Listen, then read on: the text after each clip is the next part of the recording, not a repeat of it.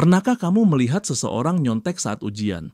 Atau mungkin kamu sendiri pernah melakukannya? Di sekolah mencontek sering dianggap hal biasa. Bahkan kadang jadi budaya yang dimaklumi. Tapi yang jarang dibicarakan adalah apa dampaknya dalam jangka panjang. Mencontek bukan hanya soal mencuri jawaban. Ini soal integritas, soal karakter. Kebiasaan kecil ini bisa menjadi benih dari kerusakan besar dalam hidup kita. Dan yang lebih bahaya lagi, kita jadi terbiasa mencari jalan pintas, bukan belajar mengatasi tantangan.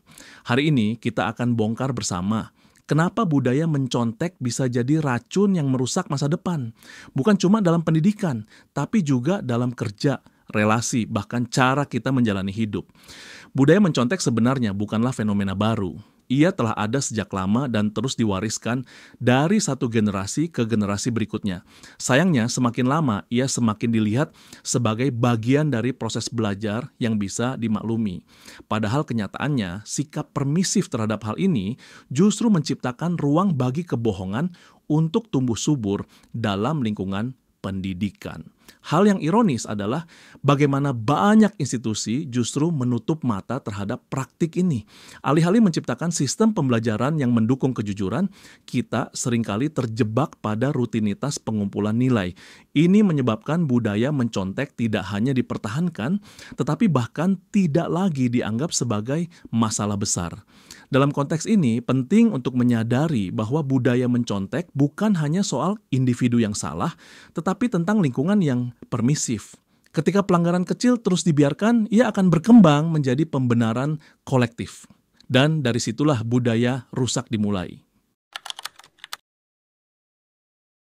Ada banyak alasan kenapa orang memilih untuk mencontek. Yang paling umum adalah rasa takut. Takut gagal, takut nilai jelek, takut dimarahi orang tua. Rasa takut itu bikin kita memilih cara tercepat untuk selamat dari tekanan, yaitu nyontek. Tapi ada juga yang mencontek karena merasa semua orang melakukannya. Ini jadi semacam budaya. Kalau kamu yang nggak nyontek, kamu yang ketinggalan. Tekanan dari lingkungan, teman, bahkan sistem pendidikan yang menekankan hasil di atas proses membuat kita merasa nggak punya pilihan lain. Dan yang lebih parah, ada yang mencontek bukan karena tidak mampu, tapi karena malas. Mereka tahu jawabannya, tapi tidak mau repot. Ini bukan soal kecerdasan, tapi soal karakter. Nyontek bisa jadi kebiasaan, dan kebiasaan buruk yang terus dilakukan akan membentuk siapa kita. Sistem pendidikan yang terlalu fokus pada angka dan nilai juga berperan dalam mendorong praktik ini. Ketika siswa merasa bahwa satu-satunya tolok ukur keberhasilan adalah nilai rapor, maka mereka akan cenderung menghalalkan segala cara untuk mendapatkannya. Inilah yang menumbuhkan mentalitas yang penting nilai bagus, walaupun harus menyalahi etika. Lebih jauh lagi, ketidaksiapan dalam menghadapi ujian menjadi alasan tambahan. Banyak siswa yang tidak dibekali keterampilan belajar yang baik, sehingga ketika ujian datang, mereka panik dan mengambil jalan pintas. Ini menunjukkan bahwa mencontek seringkali adalah gejala dari sistem yang tidak sehat, bukan sekadar kesalahan individu. Di sisi lain, kadang orang tua dan guru tanpa sadar menanamkan tekanan yang membuat anak merasa harus sempurna. Ketika nilai menjadi tolak ukur cinta dan penerimaan, maka anak akan memilih nyontek demi menjaga citra. Dalam kondisi seperti ini, nyontek tidak lagi dianggap salah, melainkan sebagai satu-satunya jalan bertahan. Mencontek itu kelihatannya sepele, tapi efeknya jauh lebih dalam dari sekadar hasil ujian.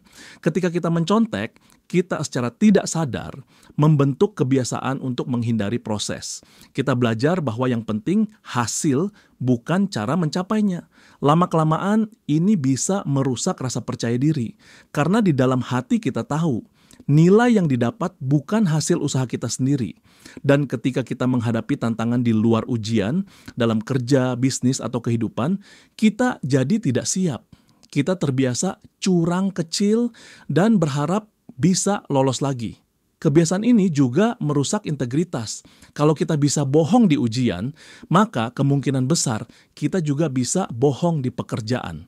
Kalau kita bisa curang untuk nilai, maka kita bisa curang juga untuk uang. Ini bukan cuma soal akademik, ini soal moral. Dan yang lebih menyedihkan, kita tumbuh jadi pribadi yang takut berproses. Kita ingin segalanya cepat, instan, tanpa rasa sakit. Padahal hidup tidak bekerja seperti itu. Sukses yang sejati datang dari konsistensi dan keberanian untuk gagal, bukan dari mencontek. Lebih jauh lagi, budaya ini menciptakan ruang bagi kebiasaan korupsi di masa depan. Karena dari kecil sudah terbiasa mengakali sistem, maka saat dewasa kita merasa sah-sah saja melakukan praktik tidak jujur yang lebih besar skalanya. Bahaya ini tidak langsung terlihat, tapi pelan-pelan menggerogoti moral individu dan sistem sosial kita.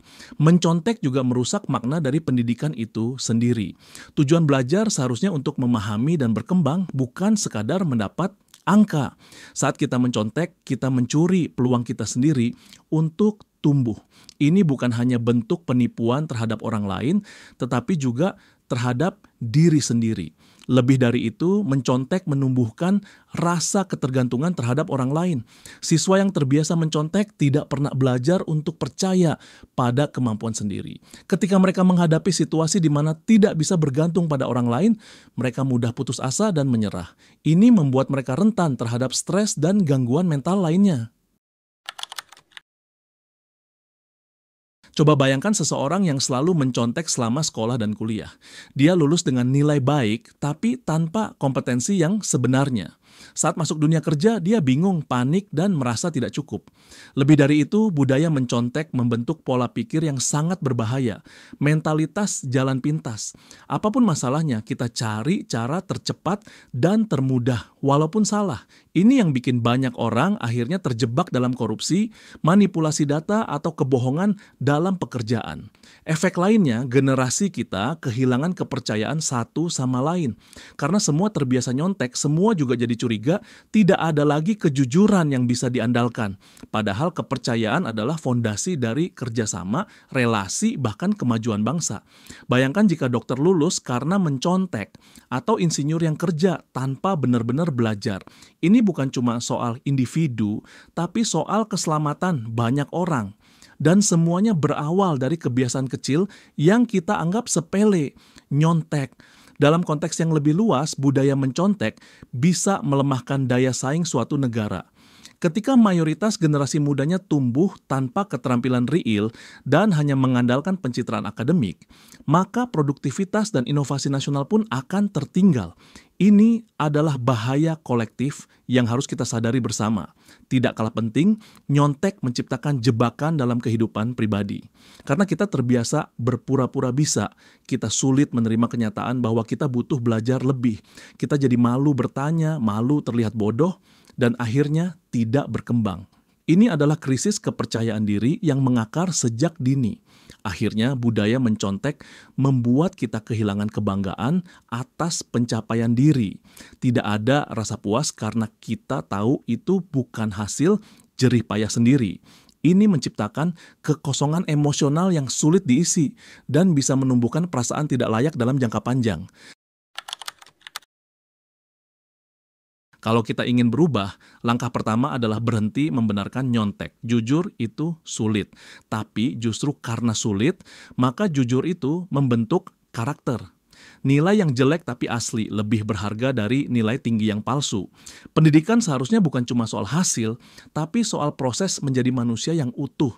Kita perlu belajar gagal, belajar sabar, belajar kerja keras. Semua itu hanya bisa terjadi kalau kita memilih untuk jujur dan bertanggung jawab. Lingkungan juga punya peran besar. Sekolah, guru, dan orang tua perlu lebih menghargai proses daripada angka. Puji usaha bukan cuma hasil. Dukung anak-anak yang jujur walaupun belum sempurna. Dan untuk kita sendiri, mulai sekarang, tolak nyontek. Bangun kebiasaan belajar bukan mencari jalan pintas. Latih diri untuk berpikir, berjuang, dan menerima hasil dengan lapang dada. Sebagai individu, kita perlu menciptakan standar moral yang lebih tinggi. Kita bisa mulai dari hal kecil, mengerjakan PR sendiri, belajar dengan konsisten, dan berani bertanya saat tidak paham. Ini adalah cara paling sederhana tapi berdampak besar untuk membangun karakter kuat dan integritas jangka panjang. Kita juga bisa menjadi agen perubahan di lingkungan kita. Mulailah dengan memberi contoh kecil. Bantu teman belajar daripada memberi contekan, laporkan kecurangan secara bijak, dan dorong komunitas sekolah atau kampus untuk mengutamakan etika akademik. Karena perubahan nyata bukan dimulai dari sistem, tapi dari individu yang berani jujur.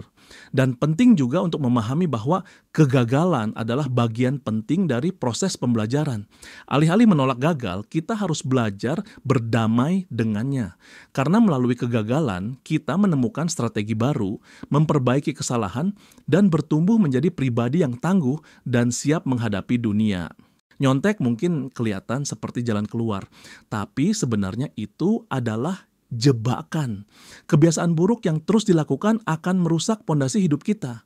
Kita jadi orang yang tidak percaya diri, tidak punya integritas, dan selalu bergantung pada jalan pintas. Kalau kamu pernah nyontek, bukan berarti kamu gagal selamanya.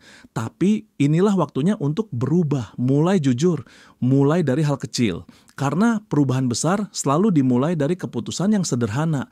Kita butuh generasi yang bisa dipercaya, yang siap menghadapi tantangan dengan kepala tegak, bukan dengan contekan di bawah meja. Kita butuh masa depan yang dibangun oleh orang-orang jujur, dan itu dimulai dari kamu. Dan ingat, pendidikan sejati bukan soal menghafal dan menjawab soal dengan benar, tapi soal membentuk diri kita jadi manusia yang siap menghadapi dunia nyata. Jangan biarkan budaya nyontek mencuri masa depanmu. Yuk, jadi bagian dari perubahan.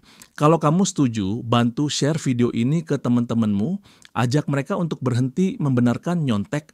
Jangan lupa like, komen, dan subscribe untuk konten self-development lainnya, karena perubahan besar dimulai dari kita sendiri.